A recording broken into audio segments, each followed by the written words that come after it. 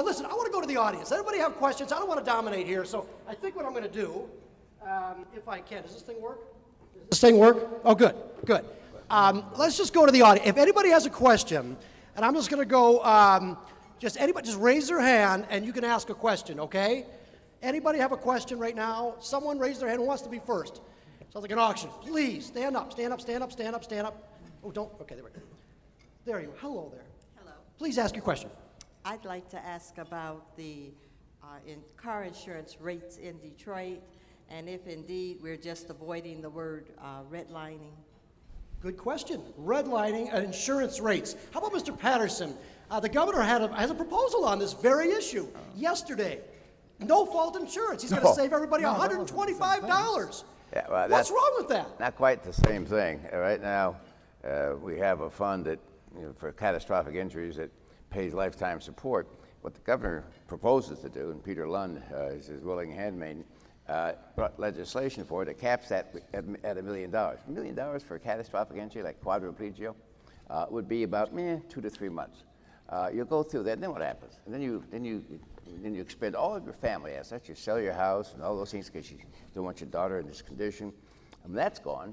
And you go on Medicaid and they put you in some warehouse and they ship you out and you die a quiet death. I think we're better than that. And I think we deserve, and what we have, I'm a proponent of keeping the fund, but we also want to make sure that that charge is fair and legitimate. And so we asked, this is before I got involved in it, the committee asked to see, well, you say the fund, which is now $14.2 billion and going up, you say this fund's going to go bankrupt in 25 years. How did you reach that conclusion? That's how they're justifying, quote, reform. And they said, well, that's not our actuarial assumptions. He said, well, can we see your actuarial assumptions? And Clinton, who's the insurance commissioner, said, no. He said, it's too complicated. You wouldn't understand it.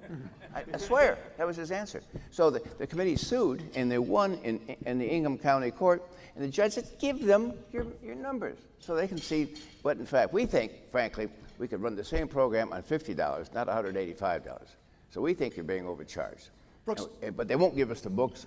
Talk about transparency, doesn't exist. But anyway, it's a good fight, and I think we're on the side of the Angels. We're going to win this fight. Let me ask Brooks a personal question. I know I'm over here. Sorry. Can you see? All right. I'm over here. Okay. Okay. As a personal matter, I know that under your situation, you're actually the workers' comp situation, but it's similar to no fault and capping, things like that. Yeah, I'm not. By the way, make sure you all understand, I'm not getting a dime out of that fund for my recovery. I'm under a different situation. I was on duty, so I got workers' comp. This is for uninsured motorists who are in a catastrophic accident, and they will be taken care of in this state better than any other state in America. And God, you hope you don't need it. But my driver, he's under the same thing. He's under workers' comp with me. But my driver hit the roof of the car, snapped 3 vertebrae. He's now a quadriplegic. He's the kind of, I think about him, he'd be the kind of guy that he'd go through his family, and it's not a lot, he's a retired state police detective. He'd go through his family money, and then he'd be put on Medicaid and put into some nursing home. The treatment wouldn't be available that it is today, and eventually he'd sort of curl up and die. I just think that's shameful. I've been proud to be a Republican all my life, but I tell you, this time I'm embarrassed. All right. New question, Karen. Hello. I'd like each of you to consider, with the Regional Transit Authority, in dealing with the transit along Woodward, along 8 Mile, and other routes, if there were a multimodal transit station or couple of stations built on the fairgrounds, which could be federally funded, how do you feel about that? So you want the feds to pay for the transit center? No, what I'm saying is, if it was federally funded, we have investigated, and LaHood's office has said with the multimodal transit, it increases exponentially the chances of it being funded federally. And there are projects available. Mayor, you want to take that one? No, I'm not so sure that that I'm capable of answering that, quite frankly. What I do think is, as we look at regional transportation, I think all of us, we want something in the corridors that are important for this system to run on. And you know, the federal government is not going to come in here and make the kind of investment that's going to be needed. We want to have to do that through some support from the federal government, but also from a local and state standpoint. So it's got to be a combination of all of that. And for those people that are living in this region that are going to be users of the system, they're going to get taxed, and there's no way around that. Anybody else want to take that, handle that one? We got a smaller model of what she's talking about in Troy, a multimodal, you know, it's where trains and buses all come together, and it's just getting up and running. So we'll have something to look at and see just how it works. But if that's what you want to do, so you disperse your riders into a different system, I don't have a problem with it. And the state fairgrounds seems to be dead set right in the middle of our 3 counties. All right, new question. Thank you, Charlie. Thanks for the great job you're doing. I'm Tom Buck, Mayor of Farmington. Brooks, it's great to see you here. Yeah, thanks. My question is, what can we all do together to make sure that our education system in Michigan is just floating to the absolute top and being the best it can be? Education. Well, we've done a lot of research, I'm sure my colleagues have as well, and we think that the future of Oakland, the future of this region, is going to be in the knowledge-based economy. It's going to be the high-tech era. And so we got to educate our kids. That's what Dave was saying a moment ago. He doesn't have his kids are looking for work. I say kids in their 20s looking for work, but they don't have the skills to take the kind of jobs that are coming here. And so we've got to have an education system that responds to the new opportunities to be presented by the so-called knowledge-based economy. And that's the college degree, and sometimes even the graduate beyond that. That's the future. That's the strength of the counties or the states that have an education system that supports that. They're going to prosper, significantly. Yeah, Charlie, one of the things that's important, and we're getting out of this mindset a little bit in this region, is that it is a global economy. I think for a number of years we had a hard time, acknowledging that we are a global economy. So that means there are links that's going to go to Asia, Europe, and other type of locations as well. And I think you're starting to see, Brooks was one of the leaders on this, is you're seeing in the areas of the medical field. Yeah. It's probably going to be, it's going to compete eventually in this area probably with the auto industry in terms of job creation and things like that. So business needs to also give their input to what they need for the curriculums for to go into the new areas. Does the state need more EAA schools, Mr. Ficano? I'm not a fan of it. I don't know necessarily. I think it's way too early to judge what they're able to do or not do. How would you grade the EAA schools in the city of Detroit right now? How would I grade them? Well, as far as the administration goes. I'll be truthful, Charlie. I'm not as familiar with them and what they are. But if we have a number of little districts within a large district, I think with the precious resources we have, if we can put them together to make it more that you're distributing to as many people as possible. If you have a lot of specialization, it splinters off and it becomes much more expensive in the way that you're trying to do things. Mayor, how are the EAA? Do we need more of them in the city of Detroit, do you think? I'm not sure. I think, as Bob started to say, it's too soon to tell. They just started this year. So we've got to wait and give them a little time for the dust to settle. But,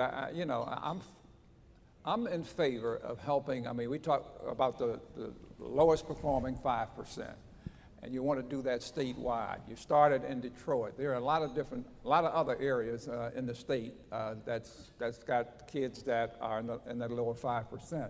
So I don't know that Detroit is just a test case right now. But one of the things I don't think we can forget, we want to help those young people that have fallen behind. But what I don't want to forget are those students that are doing well, and we think that they're going to continue to do well. They need support also. They come from the same environment, same parents, same kind of households, and we can't forget about them. So it's a huge investment that's necessary, and I think the payoff is by getting them the education that allows them to compete, as Bob said, in a global environment. Are you happy so far with what the EAA is doing in Detroit? Once again, I'm not close enough to that. I'm probably closer to the DPS than I am EAA.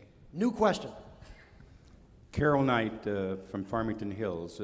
Mr. Patterson, first of all, I'm tired of defending myself. Everybody thinks I'm you as I travel around the state. Yeah, I told my wife there was him coming out of that motel. You wish you had his money. Anyway, you and I were on the podium once for a retirement party for a judge, and we did have a little chit-chat. My question is for the two gentlemen to your right, both of them. I'm in the petroleum business, have service stations in the metropolitan area, and times have changed and the needs.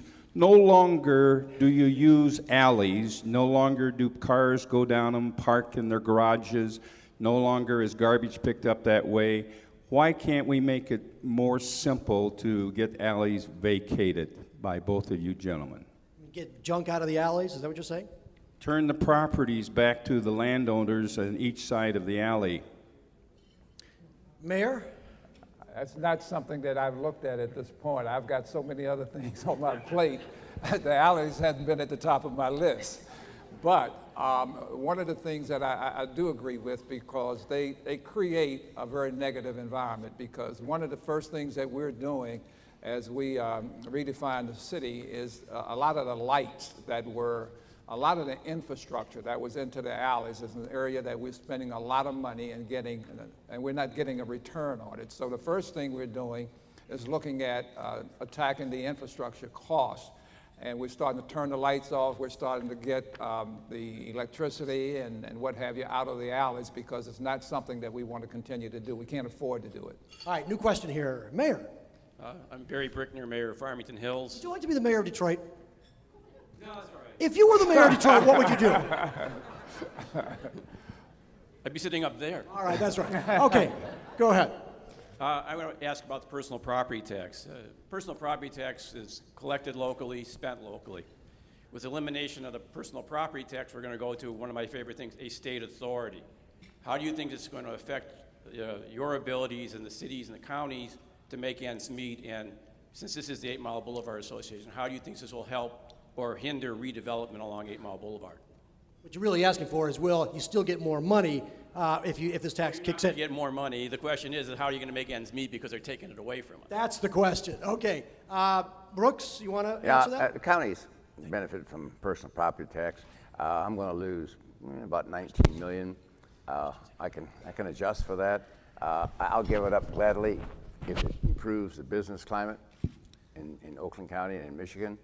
And across the board, that's what. But then you got communities like Midland, where they get, their whole budget is like 60-some% based on personal property tax. You can't take it away, and then you're going to suspend. I mean, that city is just going to close down. So you really got to be careful. One size does not fit all. A lot of communities have an over-reliance on PPI, personal property tax, and that's why this isn't quite as clean as it looks. But it's just another tax imposed by government. The government can get rid of it, and I know Farmington Hills, I'm sure, has it. All these communities represented here have a certain income from that. How do you make it up, man? It's a tough one, and either you know, I don't want to say tighten your belt. Hell, we've been tightening our belt in government for the last 5-6 years. But if you get 10 new businesses in your community, and those 10 new businesses are paying taxes to your city, well, then maybe it's a wash. It's a real big dilemma, and I know the governor knows that. Probably on this scale, most businesses that come in, they get or new businesses you're trying to recruit in, the personal property tax is the one thing that makes them the most uncomfortable in terms of recruitment and bringing them in and things like that. At the same time, you know, it's phased out, I believe, if there's an election in August of 14, if it gets approved, it gets phased out in the process, and I think that's going to cause a real dilemma for a number of communities. Again, the model is broken because there is no revenue that's going to make up for that loss, at least on the communities and local level. If we're going to look at the personal property tax, we might as well look at the real estate property values and things like that and try to come up with one solution one time. You need a proposal A moment Excuse me, to just try to fix it. Mr. Ficano, I'm sorry. Earlier, did you say that the state was hoarding money? How much was that again? I forgot. I understand I'm not saying hoarding, that's your word at this point. I'm saying that they have, in their rainy day fund, I believe, $500 million. You got to be careful because the hoarder in charge is going to be out here tonight. And you want I some wish of that I had money to hoard. That'd be great, you know? All right, we've got about time for another one or two questions here. New question. Don for Cassie. Hi, guys. Anyways, Michigan roads are falling apart, and the governor has come up with some taxing to repair them and fix them and whatever. How do you suggest that we gear ourselves to repair these roads that are hurting us locally as well as statewide and county roads? We have to come up with some solution fast. You want them to fix it? I think they should give us some suggestions of how we can get the money. I'll give you one, Don. Brooks Patterson. Yeah, I've done some research in some states. The question of racinos would generate about $1 billion in tax revenue for the state of Michigan. And on top of that, video poker and bars would another $600 million. We don't have either one. States like Pennsylvania and West Virginia, I mean, they're kicking ass with those kinds of taxes, and lessens the tax burden on the public because those are all voluntary fees. The better the user pays. I think you can fix a lot of roads if you added $1.6 billion to our budget on an annual basis. I mean, that's not just one time. So that's what I told the governor. I said, we got to look at it. Now, in defense of the governor here, he did look at it, but he also has, I don't know how many, 19 casinos run by the Indians, and he's got to renegotiate those, what they call compacts. So he doesn't want to go into competition with them while he's in a very delicate state of negotiation with the Indians. So. Do we need more casinos? Is that what you're saying? No. Yeah, what you have, I mean, we could put gambling like they have in many tracks, like down in Florida, I've seen it, and it's called racinos, like racing/casino. Just open up in Cleveland, I think. Yeah, they do. And another, if you want a real quick thing that you can do, and I know there's some long-term proposals that the governor and the legislature is looking at. One is, I think, increasing the sales tax by a penny, but that's going to require a constitutional vote in order for that to be put on. But Michigan, I believe, is the only state in the Midwest where there's 19 cents of the tax on a gallon of gasoline, where 6 cents of it goes to the general fund of the state of Michigan. All the other states, every tax that's levied on a gallon of gasoline goes into the road fund. I mean, if you want a real quick fix, that 6 cents could go into the roads immediately. I'm not saying that they'll do that. I think it goes into education. That's why it's such a touchy thing. But I'm saying that we're the only state that the 6 cents actually goes into something other than the roads itself. Well, I also think, from a revenue generation standpoint, I'm not sure what the answer is, but I think even if we were to raise the revenue, I think the weight limits on some of our roads, we got to take a look at that, because with those weight limits that we have today, those roads get torn up. As soon as you lay the concrete down, I mean, in a short period of time, a year or two, how many times do you see the same construction company doing the same road over and over and over? So, I mean, the weight limits are way too much, I think. Let's get one more question here. Last question. Go ahead. All the vacant property in Wayne, Oakland, Macomb County, there's structures that are eyesores, every community.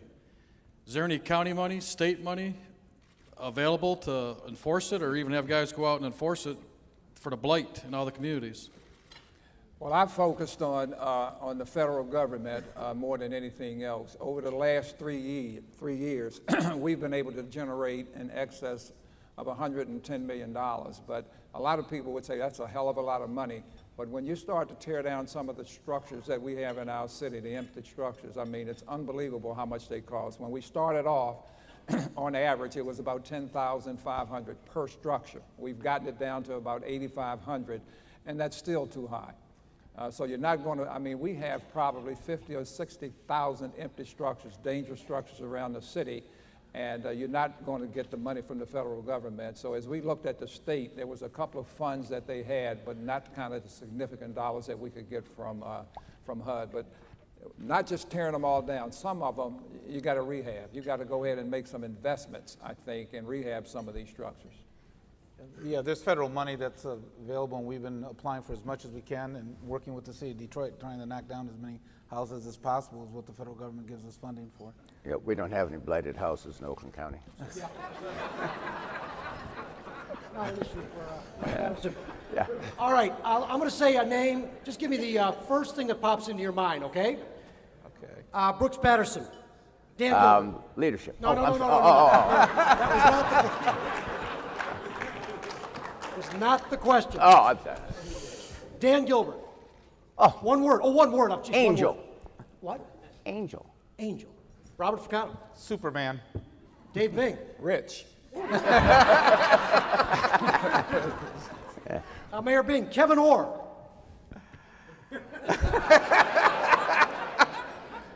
Manager. Boss? Wait, no, I'm sorry. Robert Ficano. Superman again? I don't know. Mr. Patterson. One word. Unknown quantity, unknown. Have you met him? Have you talked to him? I have not met him.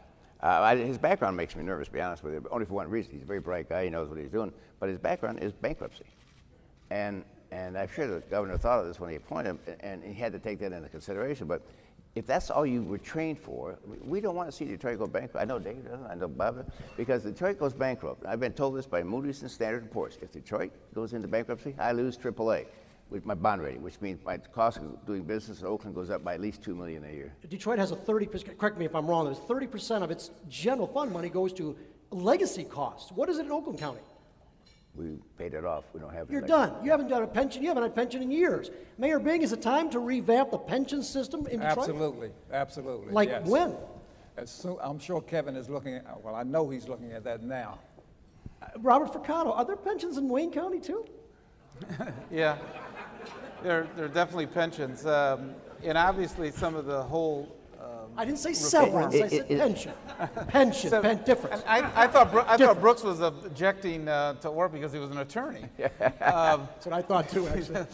There's the major reforms that we want and we want to implement. We tried to negotiate with our labor costs to get them down, and in fact, we continue to do that. We push them as many as possible into the 401ks. Are pensions a bad thing, though?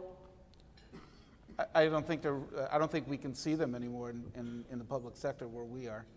So the union is putting a roadblock to going to a 401 type plan? No, it's unfair to characterize it as a roadblock. But if you had your way, pensions now, like Mayor Bing. No, what I would do right now is that you could get technical about it. You can downsize the multiplier from 2.5 to 1.5. We don't want to, no. Okay. No. I mean, there's things you can do to make the pensions tolerable, and everybody else goes into a 401k system. And then you can bond like Brooks did, and then you pay off your obligations. You can do that. You got the answer. You don't need an emergency manager. All right. Last We've person. been working on it, believe me, Charlie. I know. Yes.